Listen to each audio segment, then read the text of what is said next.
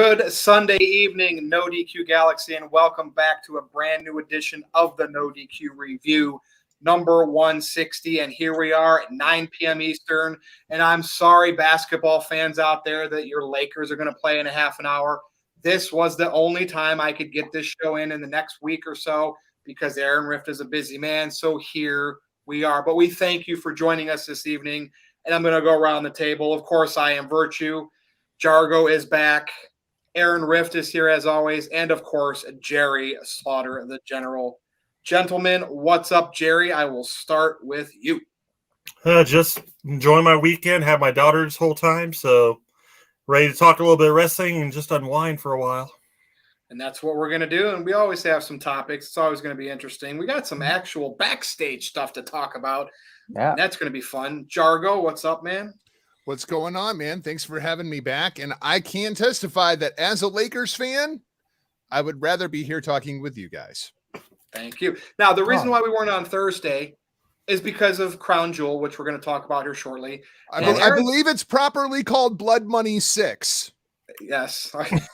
And, of course, next week, Aaron's got some things going on. So we'll be back by November. But I wanted to get this in the can. And NoDQ Galaxy, you deserve a review. And here we are. Aaron, what's going on, man? Been busy. Lots of stuff going on in the world of wrestling. We just had that Crown Jewel or Sweet Saudi Money Part 6, whatever you want to call it. I call it Saudi by nature. There you go. There you go. Not because I hate you.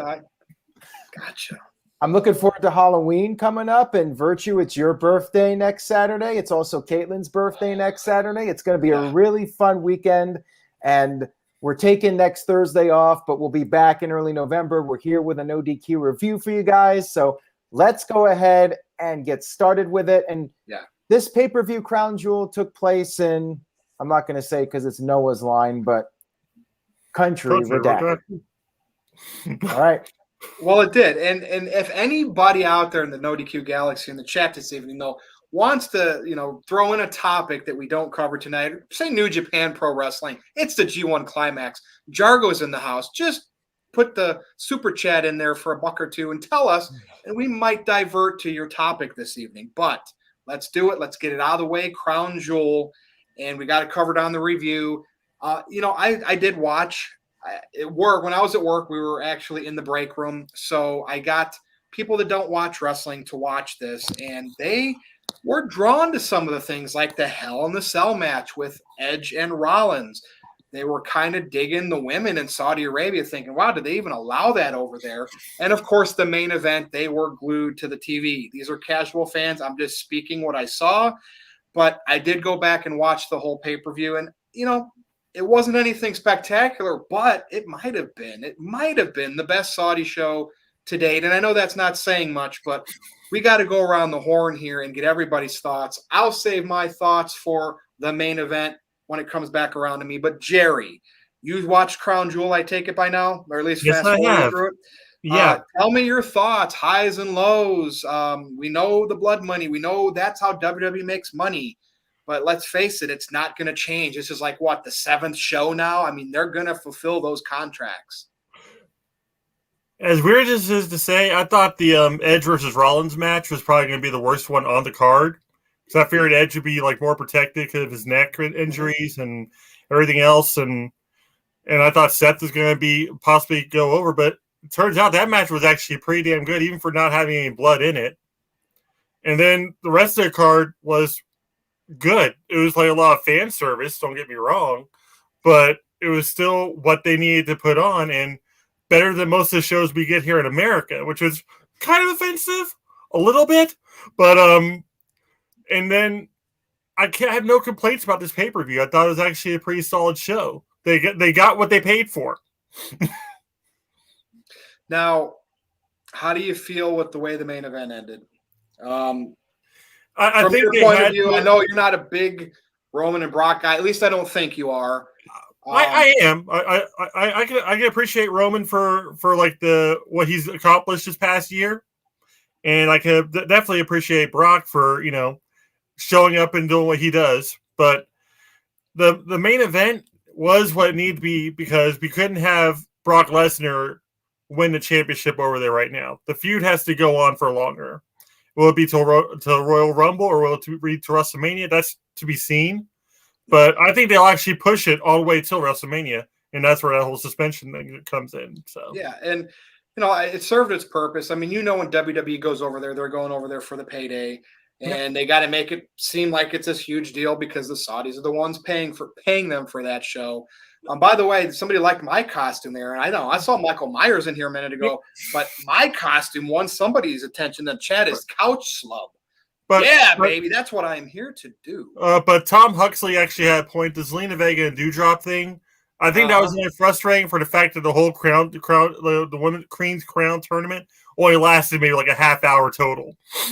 Oh, like if you add up all the matches? Like, yes. Dargo, you were mentioning it. All right, I'm going to pass it over to you because I know you just are like whatever with this event, right? Because you're more focused on the G1 stuff that's going on right now, not blood money. No. It's not that I'm whatever on this event. I'm strongly opinionated on this event, and I refuse to watch it. I refuse to watch any of these Saudi Arabia shows for my own personal political reasons, right? Mm-hmm. And the biggest thing is it's become more than that because you also have the month before Blood Money where they have to set it all up. Then you have the fallout from Blood Money that also goes on for about a month into Survivor Series. So I've eliminated 2 months of my WWE viewership. And so now I just quit watching it altogether. Like I just tune into pay-per-views. They do a great job with the video packages. They catch me all up in about 2 minutes. And I save myself about 7 to 9 hours a week. Well, okay, then how about this? Xavier Woods is your king. What do you think's going to go on with him? Well, Xavier, the New Day always gets like all 3 members have got something now. Yeah, good shit, pal. It's funny. It's funny that you mentioned that because this is the first time that Xavier Woods has won anything as a singles competitor inside of the WWE. He was the only one inside of the tournament that had never won a singles championship. He's been vying for King of the Ring for the better part of a decade at this point. So, I mean, good on Woods. As far as the storyline stuff goes, he's going to be freaking insufferable. Like this has to lead to a heel turn with Xavier Woods. Like it's going to be nice and happy for a couple of weeks, and then it's going to get incredibly annoying. And he's going to take that scepter and he is going to drive it right into Kofi's gut. And we're going to be off and running with a singles feud. I guess my question is, what's the ceiling for Xavier Woods? Because I clearly see a singles push coming for him. Can I add something real quick? Yeah. I think if Kofi and Xavier do start feuding, that's going to cause Big E to get distracted, and that's how he's going to lose his title. But what? I don't see a New Day breaking up per se, but I see them getting to a point where they're just like battling each other to a point where Big E just starts getting exhausted dealing with their bullshit. More or less. The nice thing is he doesn't have to deal with their bullshit because Kofi and Woods are going over to SmackDown. Big E's still over on Raw, so he's already separated from the situation. Which means he'll be flying over there, try to fix that, and then flying back to his show. Right, and so if Woods and Kofi want to fight over on SmackDown, Big E's he's over here. He's got his own alibi all kind of built in over on Raw. Now, Aaron, I know you've already covered Crown Jewel, but anything you want to add to this before I give my piece? I totally respect Jargo's take on not watching Crown Jewel. I do think it was one of the best WWE pay-per-views of the year. I know some people, they just cannot get over the whole relationship between WWE and Saudi Arabia, and that's fine. But I did think that they really made an effort this time to make it an important show and not just we're going to go there and do a glorified house show and collect the money. They actually put the effort in this time. Even Goldberg put in the effort this time. So I applaud him. I applaud everybody that went out there and actually worked hard to put on a good show. And I really enjoyed it. Now, as far as the future storylines go, I hope that the streak will continue with the good pay-per-views. They've been pretty solid since the live touring started up again. And actually, we talked about the Thunderdome pay-per-views. We did a whole video on that. I feel like the pay-per-views from WWE have been very strong. The television, though, not so much. I always start to have a little bit of optimism. Like when Crown Jewel was over, I was feeling pretty good. And then SmackDown, it was good, mixed bag for me. And Raw coming up on Monday, the so-called new era, but they're already advertising a third RK Bro versus Omos and AJ Styles match. And I'm like, why? RK Bro won at SummerSlam. They won the rematch at Crown Jewel. Why are we getting a third match? And this is supposed to be a new era, yet it's the same old thing. And part of that hurts my enjoyment looking back at these pay-per-views, because I really enjoyed Crown Jewel. And then when they just do a bunch of rematches, and Edge and Seth Rollins was perfect, right? Like they ended it nicely. Great match. That should be the end of the feud. But if they just do another match on Raw or on another pay-per-view, it's going to ruin that whole Hell in a Cell for me, because I felt like that was the whole Hell in a Cell concept is supposed to be the end of the feud. It's supposed to be end a blood feud. Yeah, I made the comment on one of the shows I did this week. If this was the Attitude Era, all right, and Russo was booking this, Edge and Rollins would be tag team champions by WrestleMania. Yeah, right. And I mean, in a weird way, I could kind of get down with that, right? Like now there's like a mutual respect after they've beaten the crap out of each other so many times. They're the only ones that can push each other that far, and somehow, bitter enemies become the closest of friends. Rated Rollins. Vince McMahon loves that kind of odd couple tag team. You know, I mean, look at RK Bro. Yeah, that's pretty much all they know as far as the tag division goes. Now, Robbie Vice mentioned not liking how the women have to wear the T-shirts and everything. I get it, but at the same time, it's also better than them not having any matches whatsoever. In 3 years, they went from no matches, and now they're second to last. Maybe 3-4 years down the line, they'll be able to wear their regular gear. Maybe they'll main event in Saudi Arabia. So maybe they won't have the threat of having their heads chopped off in the streets for showing a little too much skin. I'll do that gladly. They all came home in one piece, so awesome. Well, a funny story that came out, apparently they got the talent got to go out and do some things, like they got to do bowling or go to a restaurant. Wow. Like they actually had some freedoms to go around and do some activities other than just sit in their hotel room. They felt safe. I might have wanted to stay in my hotel. Well, I'm sure they had armed guards as they were going around. I mean, yeah. Of course, the big disappointment of the whole thing was really that Queen's Crown tournament. Yeah. Other than that, like that was a great pay-per-view in my opinion. So Virtue, your thoughts on it. So Matt Riddle coming out on the camel. Sorry, Riddle. That popped me. Like he's getting, and I get it, right? Since I didn't see it, was he riding the camel backwards? No. That would have been hilarious, though. That would have been a great shout out to Bobby Heenan. Yes, it would have been. So he's still in that comedy fodder, right? I only hope that they take him serious one day and maybe can at least get him to the Goldberg match at WrestleMania, right? If he's the big heel against Goldberg. But so that popped me. The Hell in a Cell match I thought was phenomenal. Rollins putting the chain around his boot. Again, those guys. That was a good payoff match, and now we'll probably see something else, and it'll make that match like, oh, well, why did that happen there? But for their being in Saudi Arabia, excellent finish. I thought that Big E had a very solid match with Drew McIntyre, didn't you? Yeah, I thought it was great. It was there wasn't like because you just know with Drew being on SmackDown, you knew the result. But if you look at the match in a vacuum, that was a very solid match. And normally I don't look at matches that way, but that one I really had no choice, so I enjoyed that. Yeah, I liked it. That was clean. One of the problems with Money in the Bank as a gimmick is when somebody wins the title with Money in the Bank, they feel like an illegitimate champion. Right. And it's about those initial couple of defenses to say, you were a transitional champion, you were just kind of a placeholder champion, or they were actually elevating you and making you a main eventer. Does Big E feel like a legitimate champion to you at this point? More than his right now, I would say no.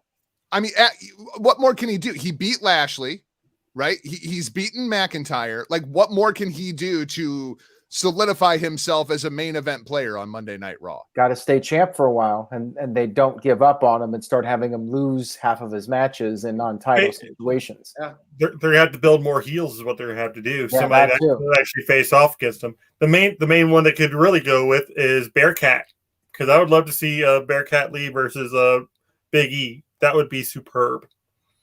It'll probably be Lashley versus Big E for the next 3 pay-per-views. Oh yeah, well I'm saying like down the line, probably within the next year, because they'll just have Keith Lee just sitting back there somewhere not being used. Yeah.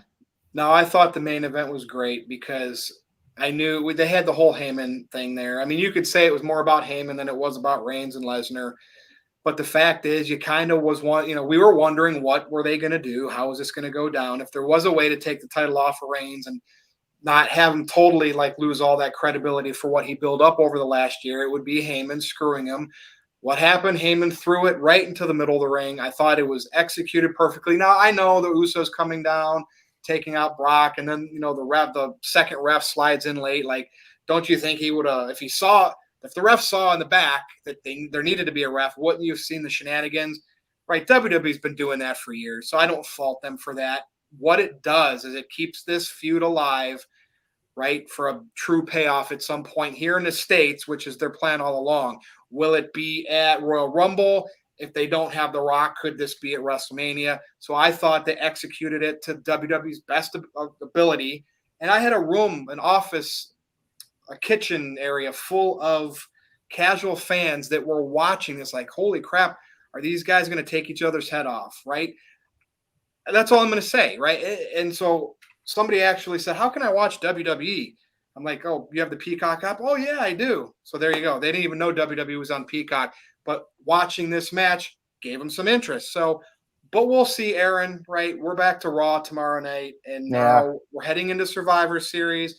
We'll see what WWE does going forward. Yeah. But for Saudi Arabia, I thought it was passable, more than passable. Yeah, for sure. And they got a month now to figure some stuff out because Survivor Series is pretty straightforward. It's just Raw versus SmackDown, and we'll see if they can actually come up with some new stuff for TLC. They got to do something because the way Survivor Series is right now, it's been the shits for years. Yeah, it's kind of fallen from grace. But let me get to a few of these super chats and we'll get to the next topic. Psycho Jet Black sent in a couple. First one, he sent in $2. He says, it's all about that money. Yeah. That money. Yeah. Shout out to Crime Time. Entertaining. Yes, for sure. Psycho Jet Black sent in another $5. He says, Big E should avoid having to feud with Dolph Ziggler, Happy Corbin, Jinder Mahal, and other mid-card heels that will make him look bad by association. Corbin and Mahal are on SmackDown now, I think. Ziggler's on Raw, though, and would not shock me if we get that match at some point. Maybe but the Dirty Dogs are still together, so I don't think that Ziggler's going to. That would be a good callback to when he first came into the company, though. Oh, you know what they'll do? They'll probably do like a handicap match for the title, and then it'll be the whole thing. Can Dolph Ziggler and Robert Roode coexist when the WWE title's on the line? Because that's the new line. Can they coexist? Right. Haven't they used that line though in the past somehow, even if it's not that verbatim? I mean, I'm pretty sure they've been using that line since the Mega Powers got together. Oh, yeah. they have been, but it's a huge callback now. Hey, you know what else happened this weekend? Before we officially move on to the next topic, Impact had Bound for Glory. I mean, we had a bunch of new champions over there. Who's their new champion, Jargo? Moose. And anybody want? I mean, I know it's Impact. Aaron's rolling his Alexander had it for 3 minutes. But we might have one or two Impact fans out there. I mean, any thoughts on Bound for Glory? One or two Impact fans is all that actually watch Impact, and they're all friends with 8-Track Brown. Shout out to 8-Track Brown. The Illusionists, or wait, what are they called now? The Iconics? The Inspiration. The Inspiration, Illusionists. They're the champions. Mickey James is a champion. Here's my problem with Impact, right? So you had Kenny Omega, and people said that, Kenny Omega didn't move the needle at all. Well, once the title went off of Kenny Omega, everybody stopped watching Impact, from what I can tell. Christian goes over there as a legacy star. They do absolutely nothing with it. They build up Josh Alexander to be a legitimate singles heel contender to go up against Christian. He wins the title, and I'm like ecstatic, like we're doing something different. Like maybe this is going to mark like a real turning point, no pun intended, for Impact Wrestling. And then Moose comes out after winning basically their version of Money in the Bank and squashes Josh Alexander and takes the title. And my problem is I don't feel like Moose has progressed as a star since he was in Ring of Honor. Like really nobody is going to be tuning into Impact Wrestling to see Moose. No. If you like Moose, cool. And if you don't know who Moose is, and if you don't like Moose isn't going to do anything to win those people over. He just strikes me as a guy. Is he a former football player, Jargo? Yep. Okay, that's right. Yep. And I like Moose as a talent, but he's the same Moose that he's been for like 5 freaking years. He's just a stale act. And now he has the Impact title, and I don't see how this does anything for Impact Wrestling. Right. And Jargo, I do not remember much from Impact Wrestling over the past several years, but I remember Kenny Omega beating Moose. And Moose will always be the inferior champion now in my eyes. The thing is, they said that Kenny Omega didn't move the needle, and the needle went like this, and that was about it. But it moved. But once he lost the title, it went back to about like this. Like nobody cared about Christian. Partnership is over now. Yeah, like it's just dissolved. Like nobody even talks about it. Yeah, because haven't the Good Brothers, have they been on AEW lately? Just on Being the Elite. Okay, so yeah. And like every now and then they pop up, I think, on like just as background characters for Dynamite and Rampage. Like if the Bucks have a match or something. Richard Morales, I shout out to him in the chat, needs to be on a bigger platform. There's nothing else he can do him in Impact. The problem is a bigger platform will not give him the platform because of some of his past legal issues and whatnot. He's a PR nightmare for a publicly traded company or AEW with their woke platform. Yeah. Jerry, I got something here for you from Psycho Jet Black. He sent in $5. He says, "You're the meaning in my life. You're the inspiration. You bring feeling to my life. You're the inspiration." Who sang this song? That'd be Chicago. Pete Cetera sang that sang that track. Right. It was pretty great. All right. Well, you're better at this game than Big G is. Congratulations. Big G would have been like, huh? What? Is there a football game on tonight? Where's Big G? There is a football game, but it's like the Colts versus the Niners or something like that. Huh. We better hurry up, though, because Michael Wayne or somebody wanted to watch the Lakers play tonight. Anyway, nobody wants to watch the Lakers. Well, he said he was like, why is it at 9:00 p.m.? It should be 8. The Lakers start at 9:30. So, the Lakers don't even want to be the Lakers. They're fighting on the bench virtue. I think Walter means Strowman, but he says Starman, and at the end, all of a sudden, like Cody Rhodes popped up in my head as Stardust. Vito's eating his crow there on the Lakers, Jargo. We'll talk about that another time. All right, so we will move on. So obviously, SmackDown happened since Crown Jewel, and the first 30 minutes were on fire because we got to see the Roman and Brock Lesnar and Paul Heyman saga. And guess what? So definitely suspended because Brock was pissed and he tore the house down, putting his hands on officials. And we know he's part-time. We know he's on like an 8-match contract. Question is, when will this continue in everybody's mind? Like, I think that it's going to be Royal Rumble. That's when we'll have the rematch. Maybe if they don't have a deal with The Rock in place and we're not going to get the head of the table, the bloodline match with Rock and Roman, we'll have Brock and Reigns again for WrestleMania. But Brock is suspended. Reigns is still the Universal Champion. What's going to happen in these major pay-per-views with the main event scene there for the Universal title going forward? Jerry. I'm sorry, Freddy Krueger's on the screen. I don't know what to do. See, I know sold it, but you had to. I like the Camp Crystal Lake. Though we got Michael Myers. I love the fact that Michael Myers and Freddy Krueger and Jason have all seemingly been to Camp Crystal Lake. From love. But anyway, Jerry, here we are. You got Survivor Series coming up, so we probably know it's going to be WWE Champion versus Universal Champion. No belts on the line, blah, blah, blah. We know McIntyre's on SmackDown. That could be filler for Roman. We talked about Goldberg coming off a win. Now, what's going to happen here with this Lesnar-Reigns saga? because it's to be continued. We know that. Yeah, so they'll probably go into Survivor Series, and Roman Reigns will probably be in some sort of match with the Bloodline. Like it'll be some sort of like traditional tag like Survivor Series tag match with the Bloodline and probably 2 other competitors versus 5 other people on SmackDown. Not sure how they're going to operate with that. If only they had saved the Bloodline versus New Day for a pay-per-view.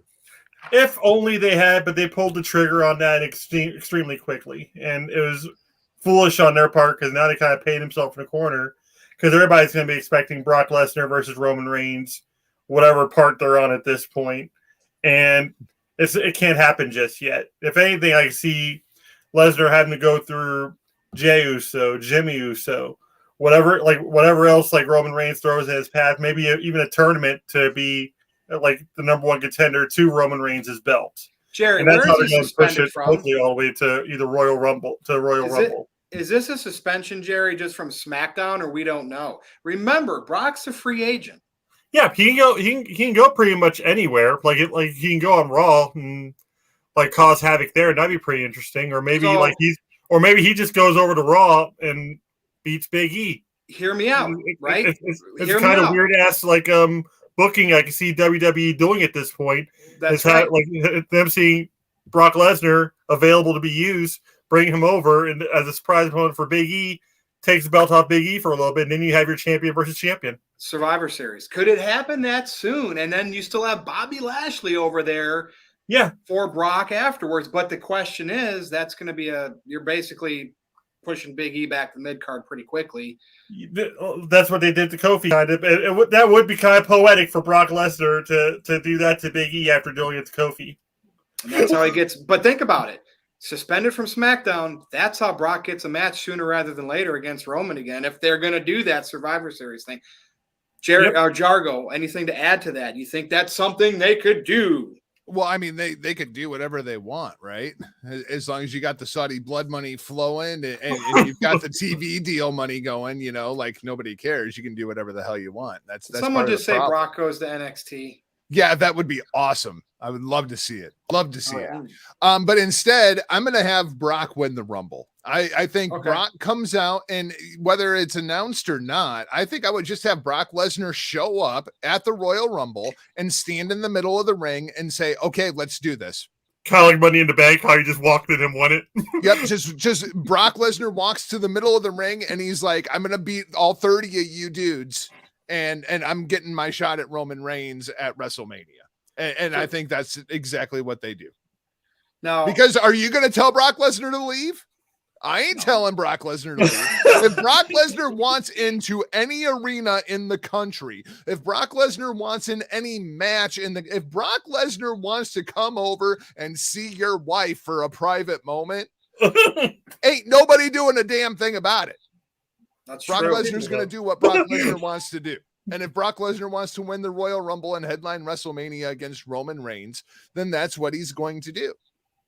I mean, and if they want Survivor Series to seem cool, I'm looking at the poster now in my head, and Big E, Roman, Brock is the WWE champion. Roman is the Universal champion. Whoa, that break room I'm talking about, they might want to make sure they watch Survivor Series. Now, why would you waste that at Survivor Series because Survivor Series has greatly become a throwaway pay-per-view. It's about Raw versus SmackDown. Why would they throw away the Bloodline before Survivor Series? But Brock could win, and Roman still has his title. But you're running a huge stadium for the Royal Rumble.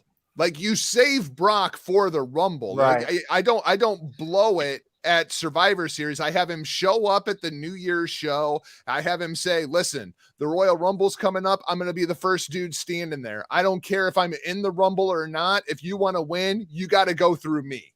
Well, he's got that 8 matches, so whatever that contract is. I don't know, man. Well, because I think if we are going to get the head of the table storyline, right, with The Rock, I don't think that goes to WrestleMania this year. I think it goes to WrestleMania next year in Los Angeles at SoFi. That's what it's looking like.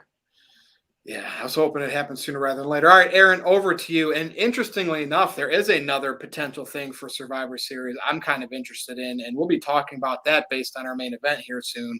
But what do you want to add to this? Paul Heyman, right? He's got his hands in the cookie jar still on this. Mm-hmm. I agree. Psycho Jet Black, real quick, sent in a $2 super chat. Imagine Freddy Krueger making a rap album. I'm He surprised. kind of already did. Did he? He appeared on like the Fresh Prince's Nightmare on My Street. So By the way, he's on a rap album. I have a question for Freddie if he comes back on before the end of the show, Aaron. So you might want to tell him if he can get back on before the end of the show. I got a question for him. So well, we'll have to see. Yeah. You might have to settle for a substitute. But anyways, I think guy that doesn't talk. I think that we're all having this wishful thinking when it comes to Brock, him versus Roman Reigns title for title. Brock's not coming back until there's at least 30,000 people in a stadium. He's going to be back Royal Rumble, probably going to win, probably going to WrestleMania versus Roman Reigns. And I know that's not everybody's cup of tea. I would have preferred to have seen The Rock in the WrestleMania spot, but Brock's really the only thing they got at this point, unfortunately, for a show in special referee. WrestleMania. Yeah, Well, they go ahead. That's the thing. Right now, it's the Paul Heyman show. Oh, yes. We all made the mistake of thinking this was about the head of the table, and we all made the mistake of thinking this was about the returning beast as a baby face. No. This is about the weaselly Jewish guy, right? Mm-hmm. That's what this story is about.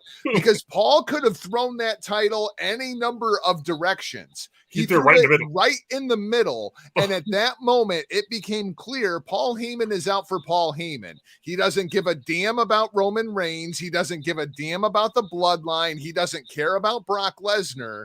Paul Heyman is going with the title. He goes with money and the title. And at some point, Roman Reigns' character is a pretty smart guy. He has to see this. He dumps Paul out on his ass. Brock Lesnar is playing this mind game with Roman Reigns. He's already dumped Paul out on his ass. So where does Paul fit in? If suddenly Paul doesn't have a meal ticket, then what happens with Paul Heyman? That's the most interesting thing on SmackDown right now. Nothing going on in the ring. I like how the second they were talking about Brock Lesnar returning, I'm like, oh wait, I can't wait to see what happens with Paul. That was my first thought, and it's been that thought since then too. So good call on it. I like how Roman calls him wise man, and then of course Paul calls him my tribal chief. Like that's awesome. Right. Now, Psycho Jet Black sent in a $2 super chat. He says here, Goldberg wins the Rumble just to piss off Jeff Meacham. That will not happen. But I think Goldberg will potentially face Roman Reigns. Now that Goldberg beat Bobby Lashley at Crown Jewel, I think we're going to get that Roman Reigns Goldberg match that people Spear versus Spear. I feel like we might get that at the Royal Rumble where Goldberg challenges Reigns. Aaron, because why? Vince McMahon advertised it once, right? Yeah. And never delivered yet. Yeah. But I'm pretty sure Lesnar is going to win it because if Goldberg won it, where would Lesnar fit in for WrestleMania? Goldberg would challenge Reigns. I do not think he would challenge Big E. I suppose he could. Maybe they do Big E versus Goldberg at WrestleMania. I don't know. You can get away with doing Goldberg versus Roman Reigns at the Royal Rumble because you have the Rumble matches themselves, and that's what sells the pay-per-view, right? Absolutely.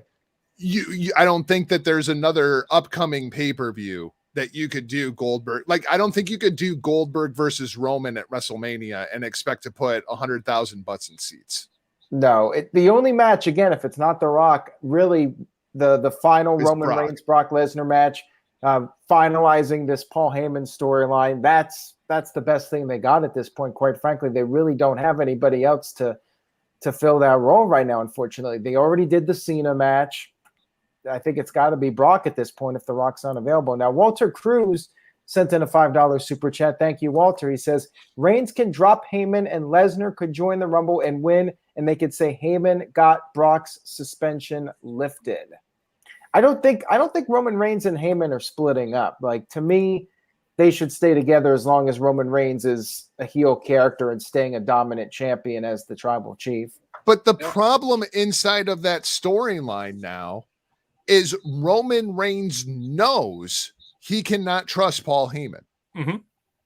Yeah. So why? But he's going along with it still. But so why would the Roman Reigns character, as he is being portrayed, keep Paul Heyman around at this point? Well, maybe what is the benefit of keeping Paul Heyman around at this point when he knows he can't trust him? Maybe send this him to is sleep all with the swerve fishes. anyway. It's true. I mean, You can I trust feel the like Usos. but I feel like that's the problem with this storyline now, with the way that they did that finish at Crown Jewel.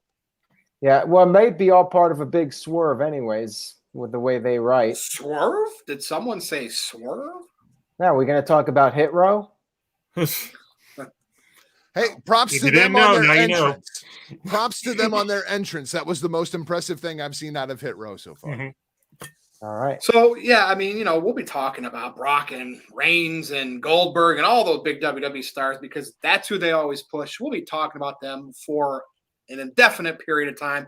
But let's move to our main event. And this is where it gets interesting because we have Becky Lynch, who was the SmackDown Women's Champion, and Charlotte Flair, who was the Raw Women's Champion. And because they swapped brands, WWE kept the titles on them. Guess what they had to do on SmackDown? They had to exchange the titles for their respective shows. And it didn't look like they were doing this exactly how they wanted to. And all of a sudden now dirt sheets are leaking that there's heat with Becky and Charlotte, that Charlotte got told to leave SmackDown. And I am not buying. Look, I get it. Ric Flair, gone from WWE, all the controversy. Andrade's in AEW. Pictures on the internet, right? I get it, right? What happened with Rusev and Lana, right? I get how WWE operates. Whoa. There's a mute in a hockey mask here.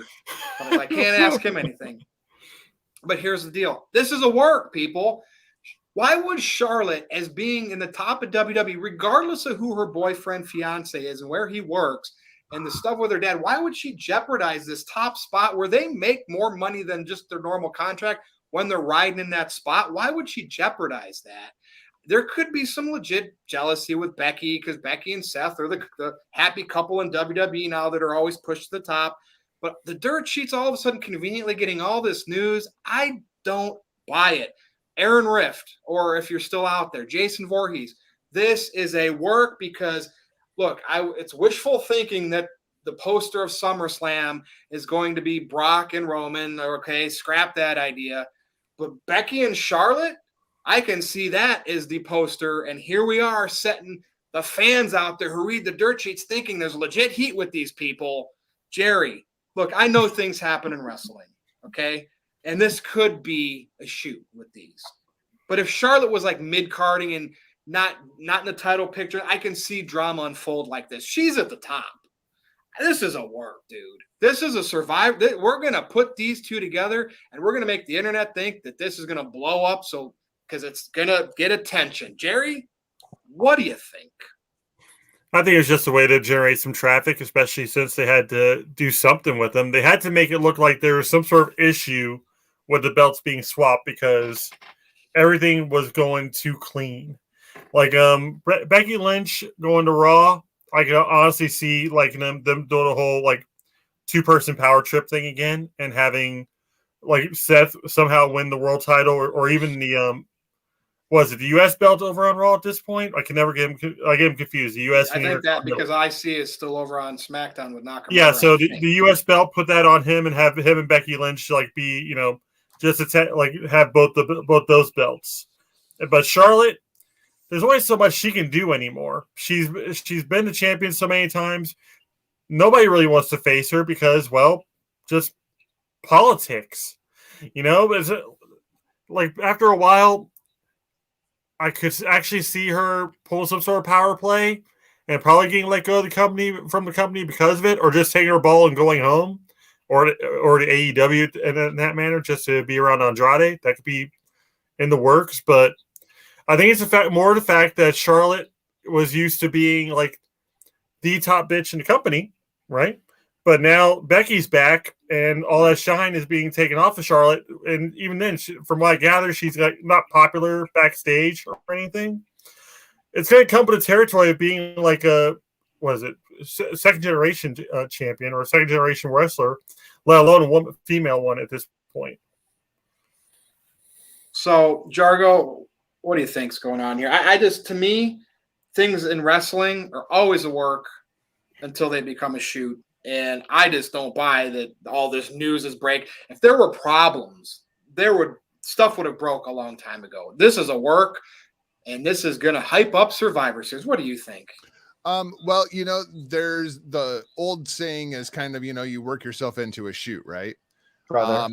I know all about that. I think we're going to shoot ourselves into a work. And we have kind of seen precedent on this going back. Somebody in our kind of group chat had made the comment about Brett and Sean, right? This is kind of in that category at this point, although the roles are not necessarily how you think that they would be. I reached out to a friend of mine who works at WWE. He works on Raw. So he was not at SmackDown, but when I asked him about it, he simply replied with the following text: Charlotte's a bitch. Nice. And I thought that kind of wrapped it up with a nice, cute little bow. So my understanding is this is a shoot. There was an issue between Charlotte and Becky. The segment did not go off as it was scripted. And when they got backstage, Becky called Charlotte on her bullshit because Charlotte didn't want to do the segment the way that it was. And there was a debate about it beforehand. And then Charlotte wanted to do it her way when the light came on. And Becky was pissed and called Charlotte on her bullshit. And my understanding is Becky is basically a hero backstage to the talent because she called Charlotte on her bullshit. Mm-hmm. And I'm intrigued for this match. I hope this match happens. Like, I want to see how it's booked now. Now, I think this match is still going to happen at Survivor Series. I want to see how professional they really are. Becky and Charlotte are professional enough that they will go out there and they will have the match that they are told to have. You think they're going to have singles match, or you think they're going to build a team? I would do a singles match. Yeah, between them. Match. Yeah, like that's what I was thinking too. But like, just well, and I guess like this whole thing goes back because Charlotte wanted to drop the title to Bianca. Yeah, that's where like all this tension kind of started on this whole process. Hey, when did Ronda have her baby? 2 months ago. I know she's not wrestling. I have a quick question. But when did Ronda have her baby? Like a couple months ago. Right? Less than that, I think. A while ago. I think a couple weeks or a month ago. Could she be in condition shape to referee a match? I don't know. I'm just throwing that out there. Anyway. I think that just convolutes it. Nobody wanted the triple threat to begin with. Everybody wanted Becky versus Ronda. Charlotte just kind of weaseled her way into it. And, I called it, by the way. I was on a call today for this other show I do called The Blow Off, right? You can find it on Twitter at The Blow Off Pod. And we were kind of talking about this entire situation. I really feel like Charlotte is going to be gone. I feel like when her contract is up, Charlotte's out. I feel like this is a foregone conclusion. There's a lot of heat on Charlotte backstage from management and from other talent. People don't want to work with her because she feels like she's bigger than everything else that's going on. She has I like her so much. Well, yeah. And I mean, it absolutely, like the character that you see on TV and Ashley are not that too far off at this point. She's moving up my rankings. The more and more I find out about her, the higher and higher she gets. Aaron, any super chats? Over to you on this. Jerry, I went to you first, didn't I, on this? Yeah, you went to Jerry first. I'm so into this event. I want every... He flustered me. All right, Aaron. All right, Walter Cruz sent in a $5 super chat. Thank you for that, Walter. He says, man, if they don't turn this to story and make undisputed women's champion match at Survivor Series, would it be a big missed opportunity? And I think that's probably what's going to happen. I don't think it's going to be a title match or anything. I would like to see that happen, but I don't think it's going to. I do think it's going to be Charlotte Flair versus Becky Lynch at Survivor Series. And whether it's a work or a shoot, everyone's going to debate it. It seems like it's legit, but you never know. As long as it builds to a great end product, I don't give a shit. Right, I don't know. exactly. And sometimes art imitates life. So if it is a shoot, they'll turn it into a work. They'll make money off of it. I'm more interested in seeing Becky Lynch versus Charlotte Flair after hearing about all this stuff than I was on SmackDown. That's a great point. Yeah. When I was watching SmackDown, I did think it was a little odd the way the belt dropped, but I thought, okay, maybe they just made a mistake or something, didn't go exactly as planned, but it wasn't like something that was intentionally done. But yeah, I'm very intrigued to see where this goes. And as far as Charlotte's future goes, there's that whole thing too about Ric Flair, him leaving, and the reports that Flair wasn't happy with how Charlotte was being used.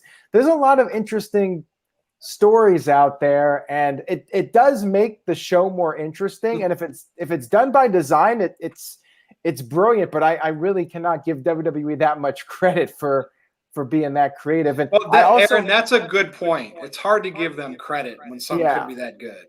Yeah, and another thing I heard too was that maybe this was done to try and find out who the moles are who are leaking out info to the wrestling sites and the newsletters. Yeah. I have no idea if there's any truth to that or not, but I can tell them who it is. You ready? Who? Everybody that works at WWE. Yeah. Well, there you go. Paul, because and it's really this thing that's kind of happened progressively over the course of like the last 10 years or so, as guys like come up through independents, through NXT, then they get onto the main roster. Like how many people, like how many different podcasts and stuff how many people do you suppose Kevin Steen talks to over the course of a week? Right. That have known him for the better part of, 20 years at this point and followed his career all the way up into WWE. Yeah. And no, don't know Kevin Steen. And also, Dr. NXT Scorpio says, and this is true, I checked it. Dr. NXT Scorpio said that WWE edited out the footage of the replay of SmackDown that aired on Fox on Saturday nights, which is true. But again, that could be designed. I don't think it is, because I don't think too much credit. I can't give them enough credit for that. So yeah, it's intriguing, and we'll see what happens. I'm thinking, as far as Ronda Rousey goes, I could see her coming back to face Becky Lynch at WrestleMania and doing the singles match that we did not get a couple years ago. They could wait until Hollywood's WrestleMania, Inglewood, but I think Ronda would be ready to go for next year, and they could do like a double main event if they're doing 2 nights. If they're doing 2 nights, I definitely can see Ronda Rousey returning. Night 1 being Becky Lynch versus Ronda Rousey. Night 2, Roman Reigns versus Brock Lesnar.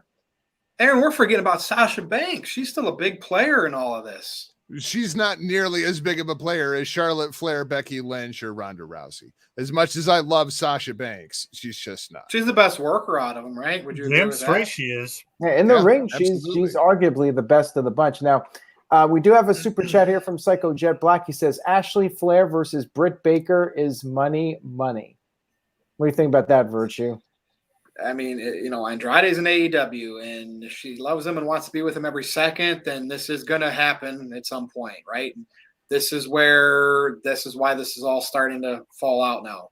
Yeah, but we'll see. It's the wrestling business, man. And you want to talk about the wrestling business? I mean, if Ric Flair taught us one thing, you don't stay in one territory for too damn long, right? Like once you've done everything in the territory, you move on to the next territory because you're a bigger deal there. And when you go back to the original one, you're a bigger deal.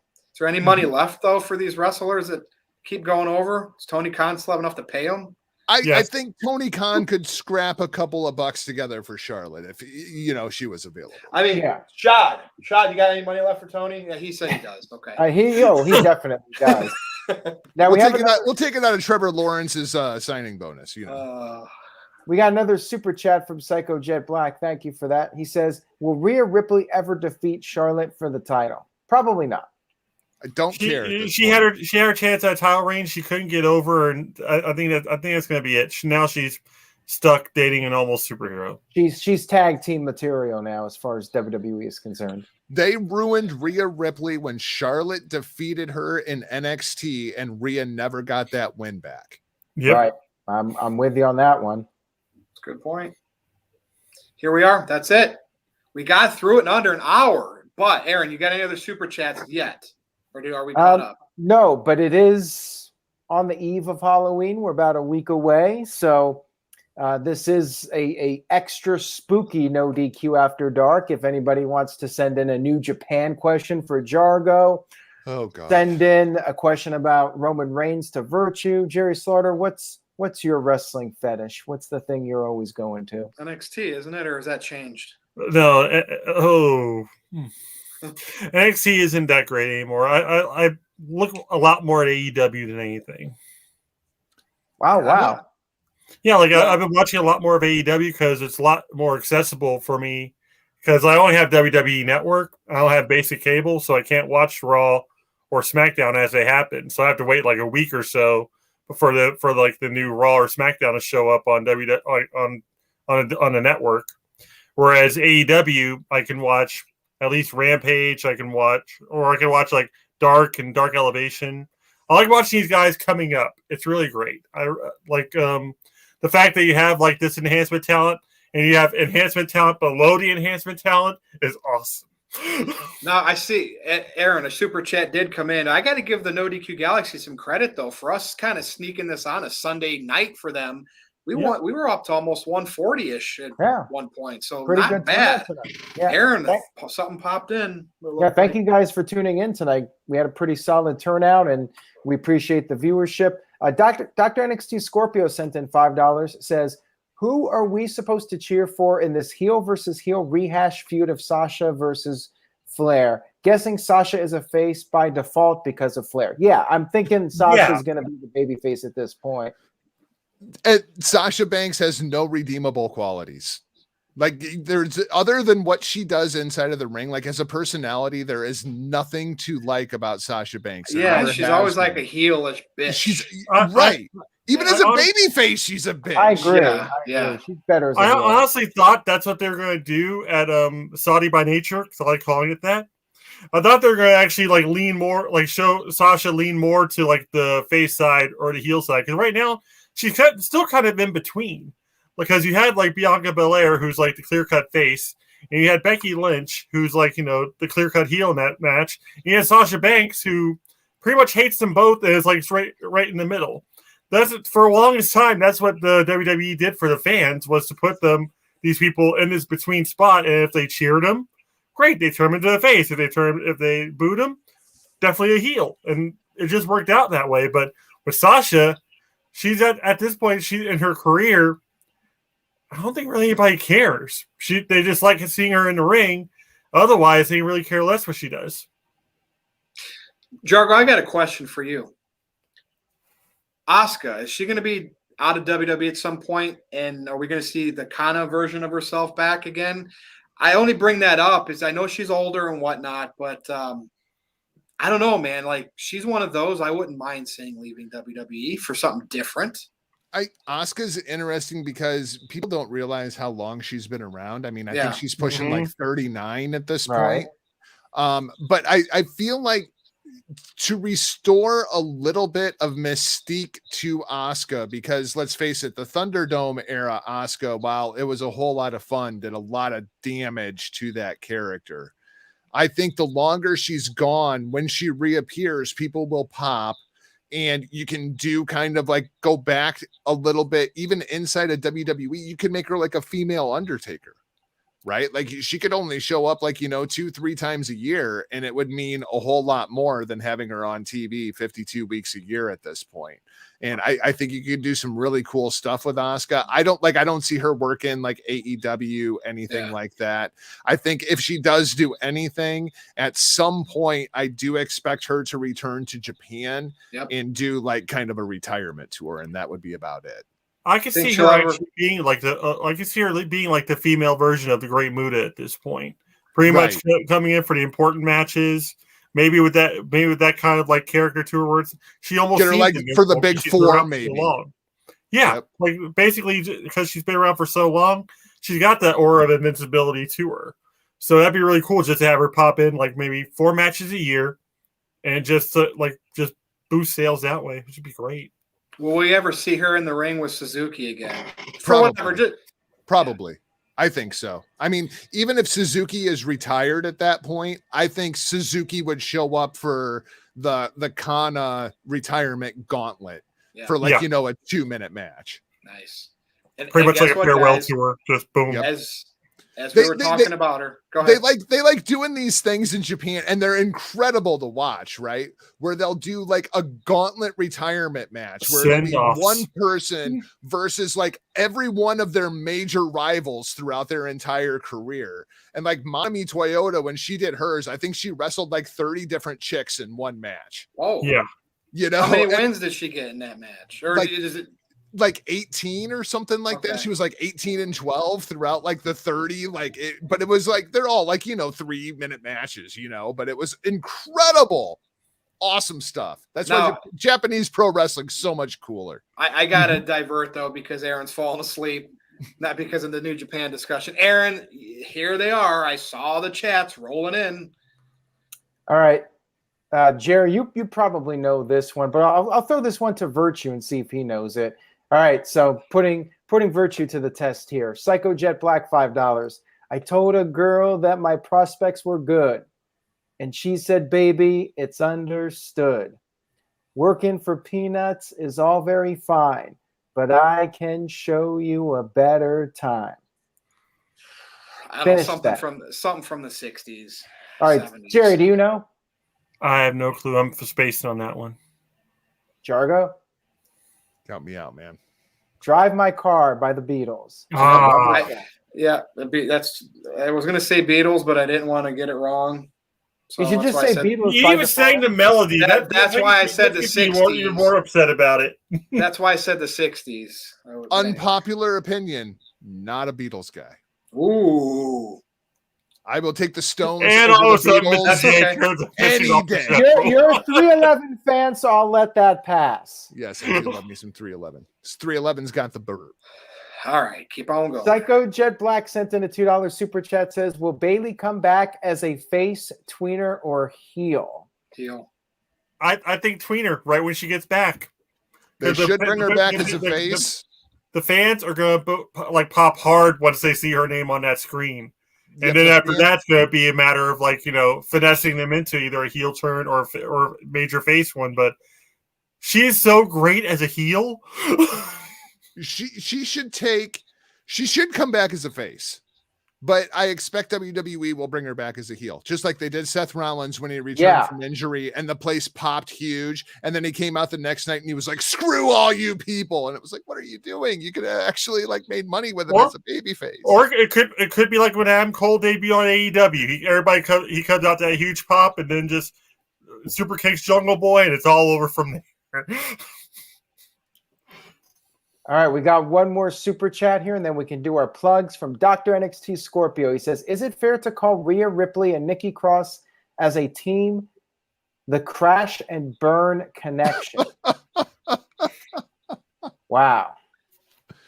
Well, I like it better than whatever they're being called now. So, yeah. Yeah, what is the name now? At their primes in NXT were the best female. They're my favorite female wrestlers. Back when Nikki Cross was just crazy Nikki hanging out in boiler rooms, and Rhea Ripley was just destroying people on NXT UK, then coming over to NXT doing just the same. Those were great. Something happened with that call up that it makes it. That's where I started really dreading any call up that NXT actually did. It took me that long to start really dreading them. How many times have we seen a call up from NXT that were like, they can't screw this one up? This one's a give me. This is a can't miss talent. Keith Lee. Bayley. Rhea Ripley. This. All you had to do was make money with them. You even go back as far as Andrade. Andrade was clinically misused in WWE for the longest time. Neville. I mean, but we know they push Goldberg, Reigns, Lesnar, Sami Zayn. Charlotte. Sami Zayn might be the best babyface of an entire generation, and instead they have him playing this crazy conspiracy nut job. Well, he does. I enjoy the crazy conspiracy nut job, but I want to see him just come back as El Generico just for a couple nights. It would be fun. Have Kevin Owens teamed up with him and not really even say anything about him being Sami Zayn at all. I will say this about Sami Zayn. I was thinking his heel run would flop, but he made it work. To his credit, he can do that role well. I think he's better as a babyface, but he surprised me. I thought the heel run would completely flop. He's obnoxious and wonderful. Yeah, he does a great job. I liked when he was telling people to burn in hell. Loved it. Okay, how about would the El Generico gimmick work in 2021? Probably not. Yes. Because if he played that and then on the other show he played the Sami Zayn we have now and he double dipped. Yeah, that'd be so great. But like, and then act like they're two different people, you know? Yeah, I could totally see like Jargo's point at this point, though, is the fact that like would that actually work at this point, because everybody is so sensitive about things. It's that, cultural like, appropriation at its whitewashed luchador. Yeah. No, say nothing but Ole and C. That wouldn't go over well at all. But I think Owens would have a field day with it, and like those two teaming together again before Kevin Owens' contract expires. It needs to happen. If Generico is going to show up, it has to be in AEW against Kevin Steen.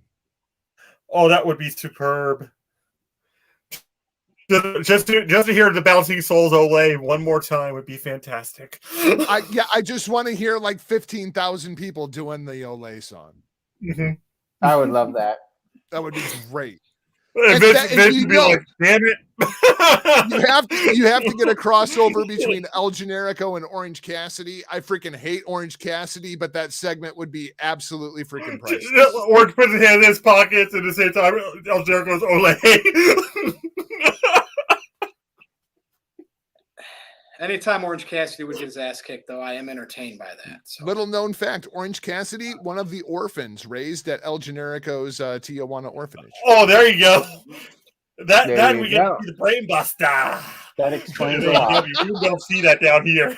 Did any other super chats come in, guys? Aaron? Yeah, Psycho Jet Black sent in $2. Says, imagine Karrion Kross comes back with a rap gimmick. It'd be better than the bondage gimmick that he left with. Right, he'd be more over than he is right now. Would he be crisscross? New PN News. Have we reached the end, Aaron?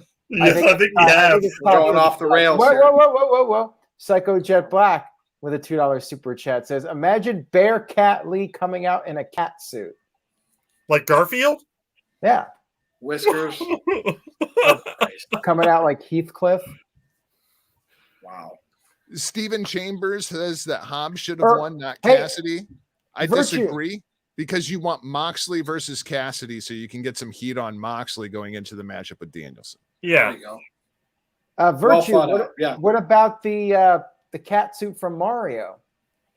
Cat Lee could come out like... it would power him up. He'd be able to climb up the walls and everything. I do not put it beyond the Elite or the Dark Order to come out dressed as Mario Brothers characters next week. Well, I was about to say, like, Evil Uno and Stu Grayson did that for years. So, I mean, I could see John Silver coming out with like the little raccoon tail and shit from Mario 3. Yeah, I'd pop. I can see him being a Goomba. That would be hilarious. Well, what would John Silver would be like a Koopa Troopa, and who's the small guy there? The small, like really tiny guy. Robbie Vice loves him. Aaron, who am I thinking of? Marco Stunt. Marco Stunt. Yeah, he could be like Toad. Hey, Virtue, you know this video's done well. We got spammers on Facebook. Somebody named Marcus Jenny has been cured of herpes by a doctor called Dr. Kudera. But I'm not going to read the comment. Yeah. Cured of herpes. All right. Woo! Congratulations. I'm going to put this, just for the hell of it, this is the message. I'm putting it up right now. This is on Facebook. Wow. Well, all right. So this might go on for a few more minutes, but let's go ahead and start the rounds of plugs. Jerry, thanks for being back on, General. It's been a great show. We got through. We had good viewers, chats, everything. Go ahead and do your plugs, man. You can find me on Twitter at Gerald_JSJ and my Facebook group Armbar, all capital, ARMBAR exclamation point. Otherwise, always been a joy to hang out with you guys and get to talk wrestling. So got my nice little office set up here now, so I'm really happy about that. And maybe I'll be able to do more shows. Who knows? Probably around Thanksgiving now. Good having you on. And you know Twitter Virtue, and you know me here, and we hung out in Toronto. Would you consider me a D-bag? No. Well, yeah, not all the time, but everybody can be a D-bag at times. Yeah, but I mean in person though, the face-to-face. I think both Virtue and David are genuinely good human beings. Thank you. Appreciate it. All right, Jargo, over to you. I'm a little disappointed he didn't think I was a genuinely good human being. Makes me well, he didn't ask about you. Makes me wonder how he feels, man. I mean, like, geez. Oh, Freddie's back. Yes. Go crawl into a corner. Yes, you can find me over at michaeljargo.com, at markmedia.com, destinopod.com. We will have an all-new episode of Destino dropping probably tomorrow, possibly on Tuesday, going over the G1 climax and the cluster that was towards the end with the injury to Kota Ibushi. We got 3 guys running around with heavyweight championships at this point. It's a complete freaking mess. But me and the vet from the Next Level Wrestling Review, NXT, we're going to sit down, talk some G1 climax, and try to sort all this mess out. You can catch me tomorrow over at the Big Vito brand for Men of Business. And then Virtue and I will be back in your ear holes on Thursday with an all-new Virtue's Rage. I'm everywhere, man. I'm a podcasting whore. If you got a podcast, chances are I will guest host on. Yeah. Oh, and we do the sit down, right? Or no, are you on the sit down? Yeah, with Big Vito. Yeah, I'm on the sit down. Of course, I'm on the sit down. Of course, I'm on the sit down. Maddie, you gotta go get the donuts. Get the donuts, Maddie. Get the donuts. It's probably easier for you to say which ones you're not on at this point. I know, right? Virtue, you had a question for Freddie earlier. Freddie, I'm upset because I don't know if this is a New Line Cinema thing or whoever was in charge of your Nightmare on Elm Street. But you had 44 episodes called Freddy's Nightmare that played on TV, and there might be a VHS release in Europe. Why we have all these streaming services over here, digital, Blu-ray. Where in the hell are these? And I don't want to buy bootleg stuff. Where is the re-release of this? It's a bunch of bullshit. That's all I can tell you. I wish I had the answer to that question, but I don't. Bunch of red tape. Thank you. I'm keeping my fingers crossed one day that I can rewatch all 44 episodes of those. Somebody's going to have their nightmares invaded for this. I promise you that. The very first episode of that series kind of focused on Freddy before, the trial and what he did to the kids before he got burned, man. We're really missing something there, but whatever. Well, those kids had it coming. With the remake? Kinda, but like that, I don't count. Like they tried to make him out to be a sympathetic character, and then at the end of the movie, you find out no, Freddy really is the douchebag that you thought he was all this time, and it was just him fucking with you, right? Wasn't that the point of that movie? We don't talk about that movie. We don't talk. We don't speak. Yeah, Freddy. What about your? That's like the relaunch of RoboCop. We go. Shh. What about your remake? It was probably one of the worst remakes I've ever seen. They made him really ugly. That's all I got to say. Okay. Well, anyway, do your plugs or Aaron Wrist plugs or NoDQ's plugs. Come on, man. Any super chats? Yeah. Psycho Jet Black, whatever his name is, says, imagine Ricochet coming out with actual character. That's a nightmare in itself. Indeed it is. I'm imagining. Not much there, but Ricochet needs to go to AEW. At least he'll be able to do his flippy spinny shit and go over. I'll tell you this much. The Nightmare on Elm Street remake was more over than Ricochet. Wow. Wow. Freddie, did you have something to do with Lance Archer's botch of the moonsault? Lance Archer, he's a bad boy. His parents, they were one of the families that were responsible for me looking like this today. So are you saying that you inappropriately touched Lance Archer when he was a little boy? I'm not confirming or denying. He inappropriately touched him off that rope. The bitch had it coming. All right, Freddie, we're ready. Let's do this. Close it out so I can. Well, have a great Halloween. Visit NoDQ.com for all your wrestling news and rumors. And Virtue, go Follow ahead me and on close us Twitter out. if you dare at NoDQ_virtue. I may just work you into a shoot. Go to NoDQ.com/merch, right? And you can get the Troll Slayer shirt, the Debate King shirt. Get it soon. Take selfies with it, put it on the internet, and you might have a chance to win the AEW video game when it comes out or the next WWE 2K game when it comes out on my dime. But for Jargo, for Jerry, and for Freddie Rift, I am Virtue. This has been the NoDQ review number 160. Good evening, NoDQ Galaxy, and we will be back again in November. Happy Halloween. Jargo's a good egg.